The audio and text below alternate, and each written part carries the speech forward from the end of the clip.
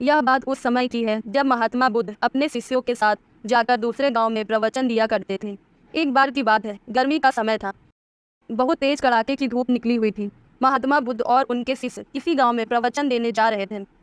उन सभी शिष्यों का गर्मी से हाल बेहाल हो रखा था और वह सभी चलते चलते बहुत थक भी गए थे। महात्मा बुद्ध के प्रिय शिष्य आनंद भी उनके साथ थे।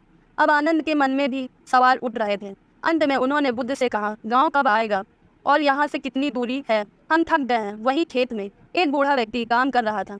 आनंद ने उस आदमी को देखकर बुद्ध से कहा कि चलिए हम उनसे दूरी पूछ लेते हैं। आनंद ने बूढ़े आदमी के पास जाकर पूछा कि यहाँ से आने वाला गांव अभी कितनी दूरी है? बूढ़े व्यक्ति ने कहा कि यहाँ से यह गांव अब कुछ ही दूरी पर है, आप जल्दी ही पहुँच जाएंगे। यह कहकर वह व्यक्ति बुद्ध की तरफ देखकर मुस्कुराने लगा। बुद्ध भी उसे देखकर मुस्कुराए। आनंद को समझ नहीं आया कि वह लोग क्यों मुस्कुरा रहे हैं। इसका कारण क्या है? मैंने भी ऐसी कोई बात नहीं की जो यह सुनकर लोग मुस्कुराए। आनंद के मन में यह सवाल अभी था ही, वह लोग आगे निकल गए। आगे जाने के बाद जब फिर से गांव नहीं आया, तब आनंद के मन में फिर से यह सवाल आने लगा कि उस बुजुर्ग द्वारा बताए गए रास्ते के अनुसार भी गांव नहीं आया। फिर रास्ते में आनंद को एक महात्मा मिले।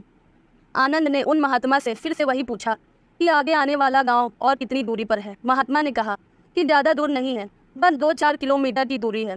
यह सुनकर आनंद के मन ही मन सोचा कि अब तो पहुंच ही जाएंगे, पास में ही है। और फिर तभी दोबारा से महात्मा बुद्ध रास्ते में मिले। महात्मा को देखकर थोड़ा सा मुस्कुराए और महात्मा भी गौतम बुद्ध को देखकर थोड़ा मुस्कुराने लगे। और फिर से एक बार आनंद के दिमाग में सवाल उठने लगता है कि आखिर दोनों के आपस में मुस्कुराने का आखिर कारण क्या है। परंतु वह लोग आगे बढ़ने लगे। काफ़ी आगे बढ़ने के बाद भी गांव नहीं आया। अब आनंद ने एक बूढ़ी माता से यही बात पूछी, गांव कितनी दूरी पर है? बूढ़ी माता ने कहा कि बस कुछ कदम दूरी शेष है, आप गांव पहुंच ही गए हैं। और एक बार फिर से वह बूढ़ी औरत बुद्ध को देखकर मुस्कुराने लगी। आनंद ने फिर यह सब देख लिया, लेकिन वह उस समय कुछ न कहकर आगे बढ़ गया। अब भी गांव आने में समय था। आनंद के सब्र का बाढ़ टूटने लगा। वह समझ नहीं पा रहा था कि हम गाँव पहुँच क्यों नहीं पा रहे हैं। वह रास्ते में रुक गया और कंधे पर रखे सामान को क्रोध में आकर फेंक देता है। और अंत में महात्मा बुद्ध से कहता है कि वैसे तो आपने कहा था कि बेकार के प्रश्न नहीं करने चाहिए, लेकिन फिर भी मेरे मन में काफ़ी देर से एक सवाल परेशान कर रहा है और मुझे खाए जा रहा है। कृपया कर आप मुझे उसका उत्तर दे दे। बुद्ध ने कहा कि पूछो, क्या पूछना है? आनंद कहता है कि हम जिससे भी रास्ता पूछ रहे हैं वह हमें बस थोड़ी दूर कहकर आगे बढ़ाया जा रहा है और आप कभी उन्हें देखकर मुस्कुराते तो कभी उन्हें देखकर हंसते। इस चीज़ को कृपया मुझे समझाएं और यह भी बताएं कि कहीं हम गलत रास्ते पर तो नहीं चल रहे हैं, तभी गाँव नहीं आ रहा है और इतना समय भी लग रहा है। बुद्ध आनंद की बात सुनकर कहते हैं, आनंद हम बिल्कुल सही रास्ते पर जा रहे हैं और जिस रास्ते पर हम गांव जा रहे हैं वहाँ के लोग मुझे जानते हैं, क्योंकि मैं पहले भी इस गांव में जा चुका हूँ और मुझे इस राह की दूरी भी पता है और यहाँ के लोग भी यह बात जानते हैं और इसलिए वह लोग फिर से मुझे जाते देख पहचान कर मुस्कुरा रहे हैं।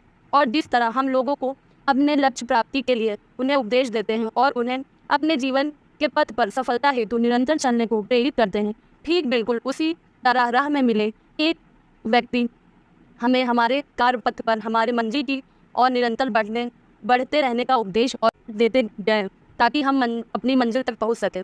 बुद्ध की यह बात सुनकर आनंद मुस्कुरा उठा और सभी एक बार फिर से गांव के लिए निकल गए और कुछ समय वह लोग वहां पहुंच जाते हैं। अतः दोस्तों, जिस तरह बुद्ध और उनके शिष्यों को रास्ते में कई लोग मिलते हैं जो उन्हें मार्ग पर जाने के लिए प्रेरित करते हैं, ठीक उसी प्रकार हमारे जीवन याद रखें कि जीवन में आगे बढ़ने के लिए अवसर हर किसी को मिलता है। यह हमारे ऊपर है कि हम उस अवसर को पहचान कर आगे बढ़ जाएं और हाथ आए मौके को हाथ से जाने न दें और साथ ही हमेशा अपनी मंजिल के प्रति धैर्य बनाकर रखें। बेशक उसे मिलने में समय लगे, कठिनाई का सामना करना पड़े, लेकिन एक न एक दिन वह मंजिल जरूर मिलेगी और जब हम उसे प्राप्त कर लेंगे तो सभी मार्ग में मिली कठिनाई भूल जाएंगे और जीत की खुशी को महसूस करेंगे। दोस्तों, अगर आपको यह कहानी अच्छी लगी तो वीडियो को लाइक और चैनल को सब्सक्राइब करना ना भूलें।